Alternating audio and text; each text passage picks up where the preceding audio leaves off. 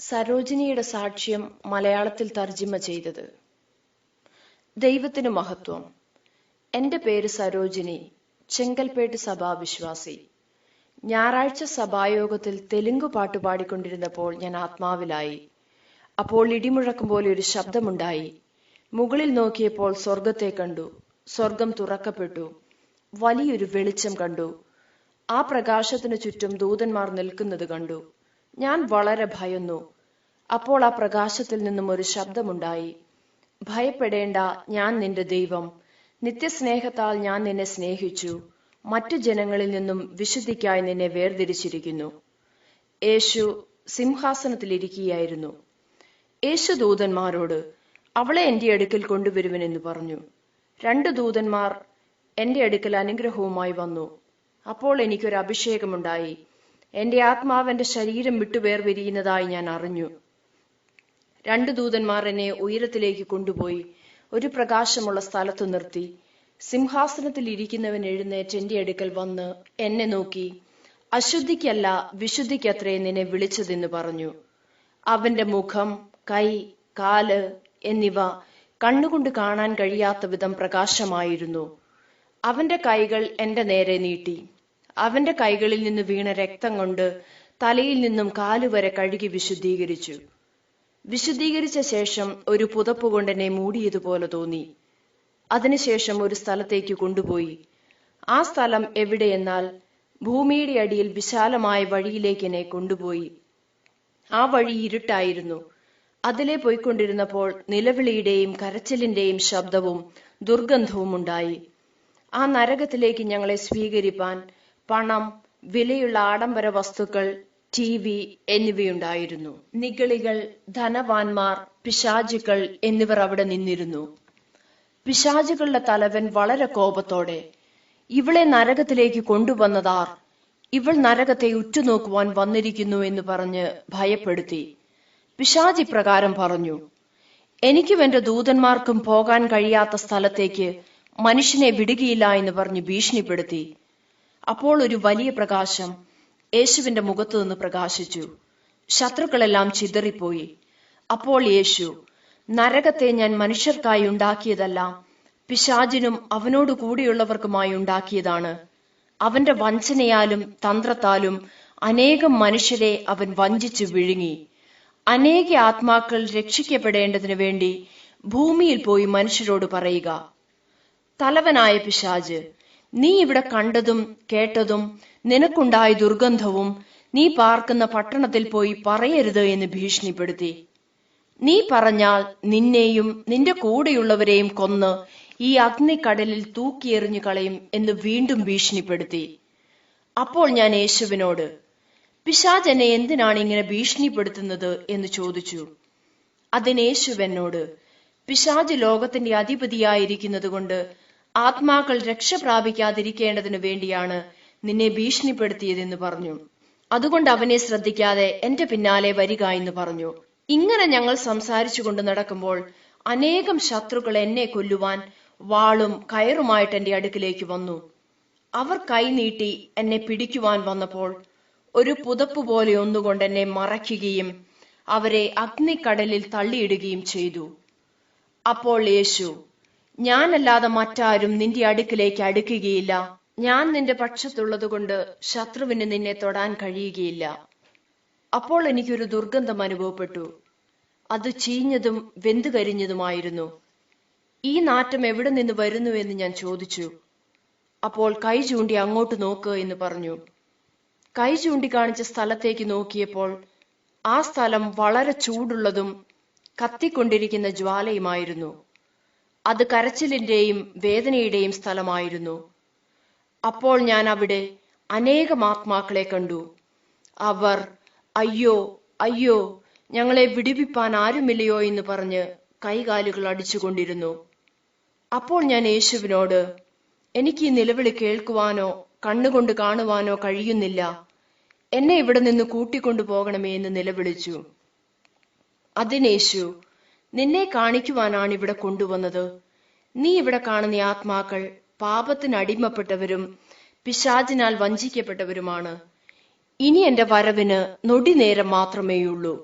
ജനങ്ങൾക്ക് മുന്നറിയിപ്പ് കൊടുക്കുവാൻ വേണ്ടിയാണ് ഞാൻ ഇവയെല്ലാം നിന്നെ കാണിക്കുന്നത്.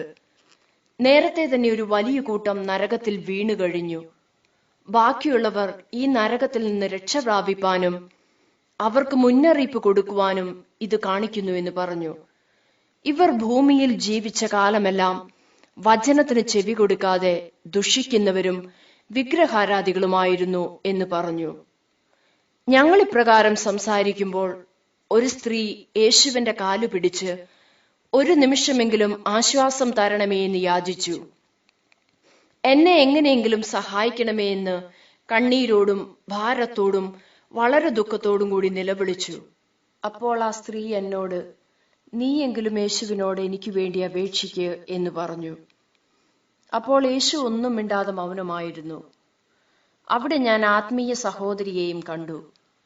അവളുടെ ജീവിതം ദൈവത്തെ സ്തുതിക്കുകയും എല്ലാ ആരാധനകൾക്ക് പങ്കുകൊള്ളുന്നവളും എല്ലാ ഞായറാഴ്ചയും കൃത്യം 9 മണിക്ക് തന്നെ ആരാധനയ്ക്ക് വരുന്നവളുമായിരുന്നു. കാഴ്ചയിൽ ആത്മീയമുള്ളവളായിരുന്നു. ഇപ്പോഴോ അവൾ നരകത്തിലിരിക്കുന്നു. നീ വളരെ മനസ്സലിവുള്ള ദൈവമാണെന്ന് എനിക്കറിയാം. എന്നാൽ ഇവളെ എന്തിന് നരകത്തിൽ തള്ളിയിട്ടു എന്ന് യേശുവോട് ഞാൻ ചോദിച്ചു. അപ്പോൾ യേശു അവളുടെ ജീവിതത്തെ ഒരു തിരശ്ശീലയിൽ കാണിച്ചു. ആരാധന കഴിഞ്ഞ് പ്രസംഗത്തെക്കുറിച്ച് പരിഹസിക്കുന്നത് അവളുടെ ശീലമായിരുന്നു. അവൾ മറ്റുള്ളവർക്ക് വിരോധമായും മറ്റുള്ളവരുടെ കുറവുകൾ സംസാരിക്കുന്നവളായും ഇരുന്നു. അവൾ മായയായ ജീവിതം ചെയ്തുകൊണ്ടിരുന്നു. ഇവൾ പ്രസംഗത്തെ പരിഹസിക്കുന്നതിനാൽ പരിശുദ്ധാത്മാവിനെ ദുഷിക്കുന്നവളായിരുന്നു. മായയായ ജീവിതം ചെയ്യുന്നവരും പരിശുദ്ധാത്മാവിനെ ദുഷിക്കുന്നവരും ദൈവരാജ്യത്തിൽ പ്രവേശിക്കുകയില്ല എന്ന് പറഞ്ഞു. വിശുദ്ധ ജീവിതത്തെ എതിർക്കുന്നവളായും മറ്റുള്ളവരെ കുറിച്ച് ദുഷിക്കുന്നവളായും മറ്റുള്ളവരെ നിസ്സാരമായി എണ്ണുന്നവളായും ഇരുന്നു. ഇവളുടെ അവസാനം എപ്രകാരമായിരുന്നു എന്നാൽ ഇവൾ തൂങ്ങി മരിക്കുകയായിരുന്നു. ഇപ്പോൾ ഈ അഗ്നിയിൽ വെന്തുകൊണ്ടിരിക്കുന്നതിനാൽ ഒരു നിമിഷമെങ്കിലും ആശ്വാസം വേണമെന്ന് അവൾ പറയുന്നു. ശേഷം ഞങ്ങൾ മറ്റുള്ളവരെ കാണുവാൻ പോയി. അപ്പോൾ വീണ്ടും യേശുവിന്റെ കാലുകൾ പിടിച്ചവൾ കരഞ്ഞു. അപ്പോൾ യേശു, നിന്റെ പാപം നിറഞ്ഞ കൈകളാലും കണ്ണീരിനാലും എന്നെ അശുദ്ധമാക്കരുത് എന്ന് പറഞ്ഞ് കനിവില്ലാതെ അഗ്നിക്കടലിൽ തള്ളിക്കളഞ്ഞു. അപ്പോൾ യേശു എന്നോട്, പ്രസംഗത്തെക്കുറിച്ചും പരിശുദ്ധാത്മാവിനെക്കുറിച്ചും സഭയെക്കുറിച്ചും ദുഷിക്കുന്നവർക്ക് ഇങ്ങനെ സംഭവിക്കുമെന്ന് പറഞ്ഞു. അതിനുശേഷം ഞങ്ങൾ അടുത്ത ഭാഗത്തേക്ക് കടന്നുപോയി. അവിടെ ഒരു ആത്മാവ് ദേഷ്യത്തോടെ മറ്റൊരുവനോട് കോപിച്ചുകൊണ്ടിരുന്നു. അതെന്തെന്നാൽ, നീ എനിക്ക് അനേക കാര്യങ്ങൾ കാണിച്ചു തന്നു, എന്നാൽ മറ്റുള്ളവരോട് എങ്ങനെ താഴ്മയായി പെരുമാറണമെന്ന് നീ എനിക്ക് പഠിപ്പിച്ചു തന്നുവോ എന്ന് ഉഗ്രകോപത്തോടെ കയർത്തു. അതിന് മറ്റേ ആത്മാവ്, ഞാൻ പറഞ്ഞാൽ നീ മാനസാന്തരപ്പെടുമോ എന്ന് അറിയാത്തതുകൊണ്ട് ഞാൻ പറഞ്ഞില്ല.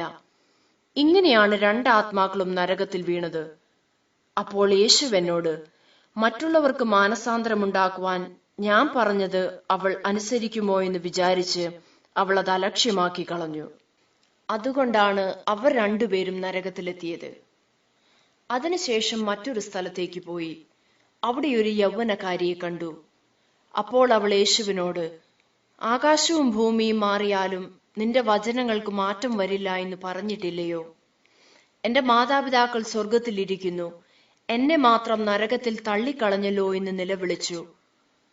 അപ്പോൾ യേശു തിരശ്ശീലയിൽ അവളുടെ ജീവിതത്തെ എനിക്ക് കാണിച്ചു തന്നു.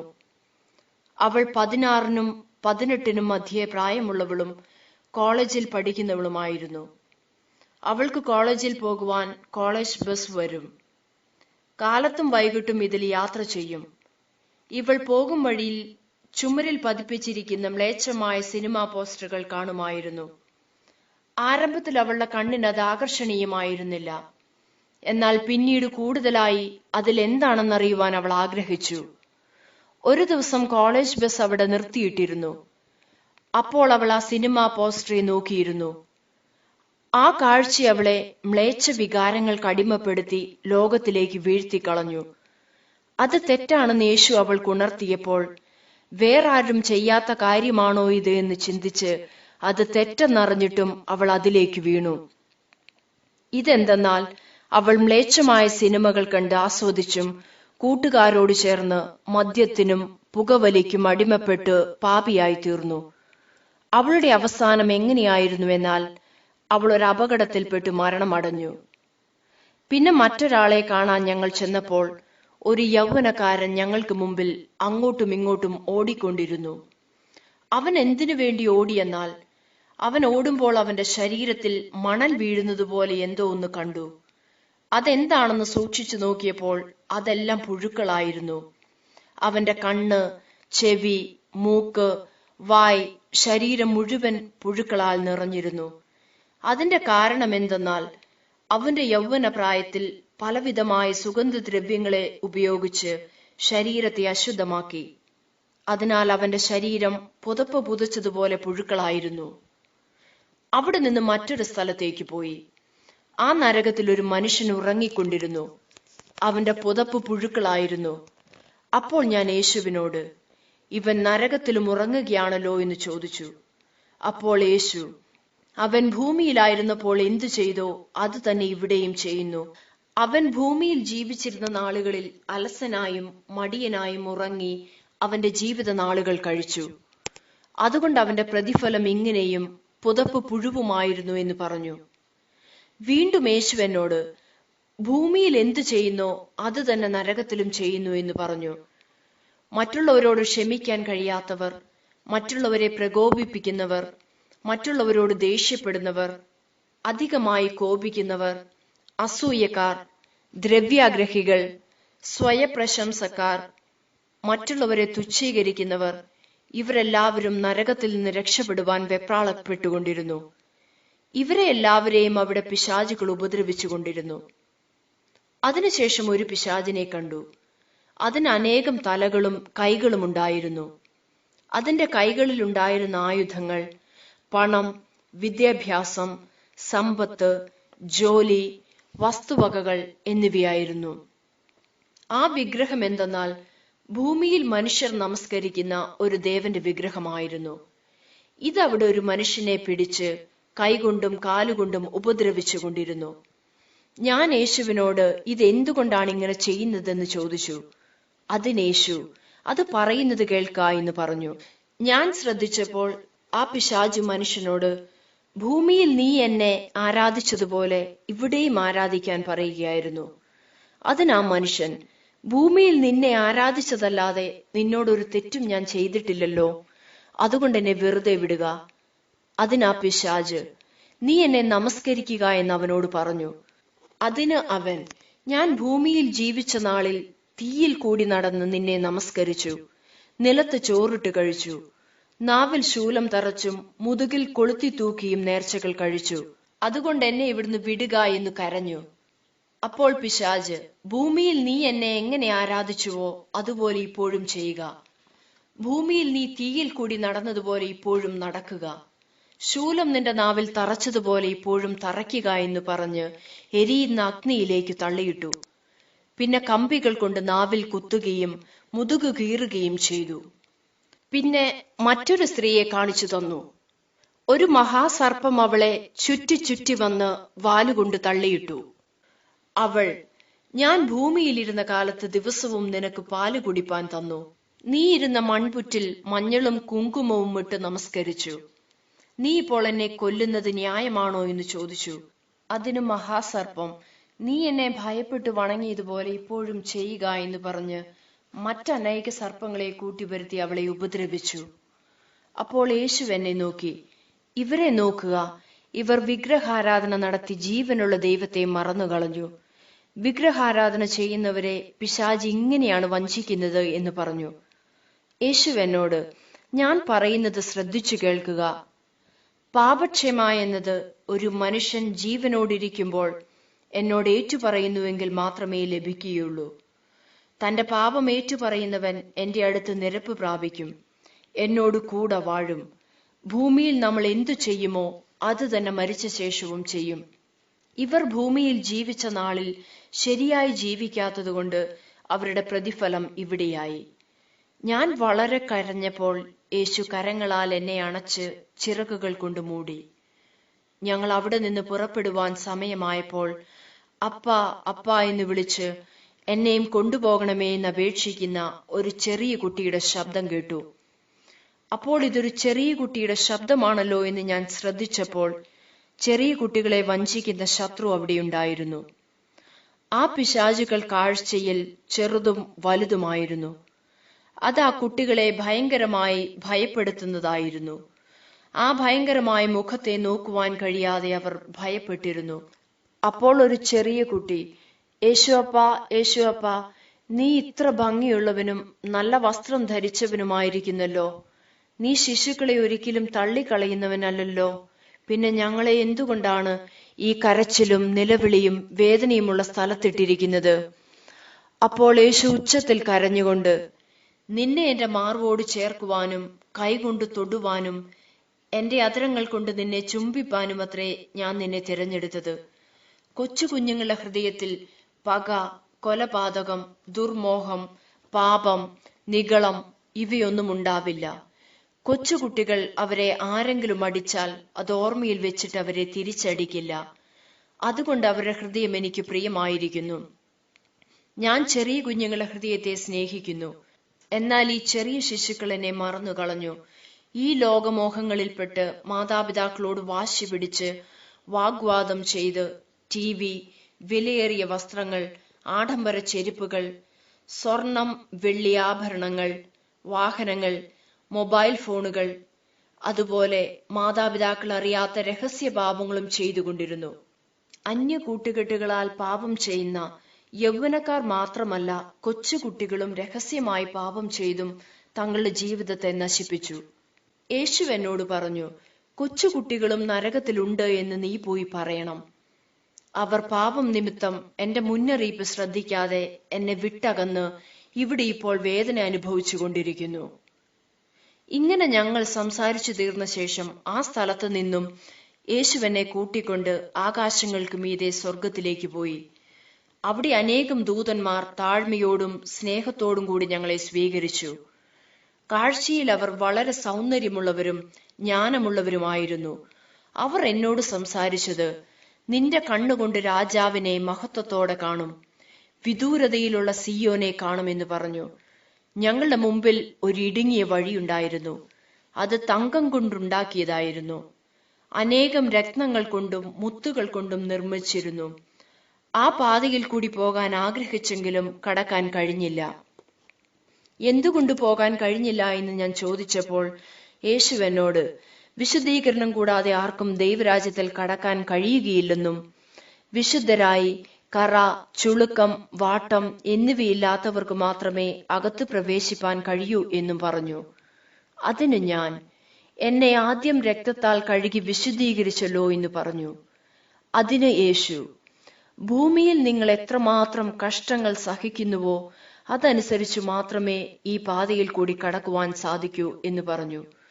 ആ സ്ഥലം വിട്ട് കടന്നു പോകുമ്പോൾ ദൂതന്മാർ യഹോവ പരിശുദ്ധൻ പരിശുദ്ധൻ എന്നാർക്കുന്ന ശബ്ദം കേട്ടു. അപ്പോൾ എന്റെ കാലുകൾ മാൻപേട കാലുകൾ പോലെയായി. ഞാനും ഉയരത്തിൽ കയറി ദൈവത്തെ സ്തുതിക്കുവാൻ തുടങ്ങി. ഞാൻ നരകത്തിൽ കണ്ട കാഴ്ച നിമിത്തം വളരെ കരച്ചിലോടും കണ്ണുനീരോടുമാണ് വന്നത്. എന്നാൽ സ്വർഗത്തെ കണ്ടപ്പോൾ ഇവിടെ കണ്ണുനീരില്ല, ദുഃഖമില്ല, കരച്ചിലില്ല, കഷ്ടമില്ല. അവിടെ മുഴുവനും പ്രകാശം കൊണ്ട് നിറഞ്ഞിരുന്നു. സ്വർഗത്തിൽ ഒരു സ്ഥലം എനിക്ക് കാണിച്ചു തന്നു. ദൈവം തന്റെ തേജസ്സിന്റെ പ്രകാശത്താൽ നിറഞ്ഞിരുന്നു.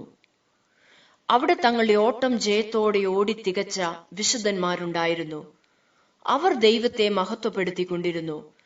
തങ്ങളുടെ ഓട്ടം ജയത്തോടെ ഓടി തികച്ച വിശുദ്ധന്മാർക്ക് ഈ സ്ഥലം കൊടുത്തിരിക്കുന്നു എന്ന് പറഞ്ഞു. ആ സ്ഥലത്ത് നമ്മുടെ പല വിശുദ്ധന്മാരെയും കണ്ടു.